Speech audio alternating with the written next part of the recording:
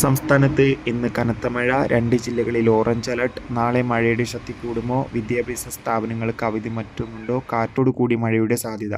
ഒരു അപ്ഡേഷനാണ് ഇന്നൊരു വീഡിയോ ഭാഗത്ത്. വീഡിയോയിൽ മുൻപ് വീഡിയോ ലൈക്ക് ചെയ്യുക, ചാനൽ സബ്സ്ക്രൈബ് ചെയ്യുക. ജൂലൈ മാസം അങ്ങോട്ട് ധാരാളം ചിത്രങ്ങൾ OTT റിലീസ് ചെയ്യും. നമ്മുടെ ചാനൽ ഭാഗം പരിശോധിച്ചാൽ നിങ്ങൾക്ക് കാണാൻ വേണ്ടി സാധിക്കുന്നതായിരിക്കും.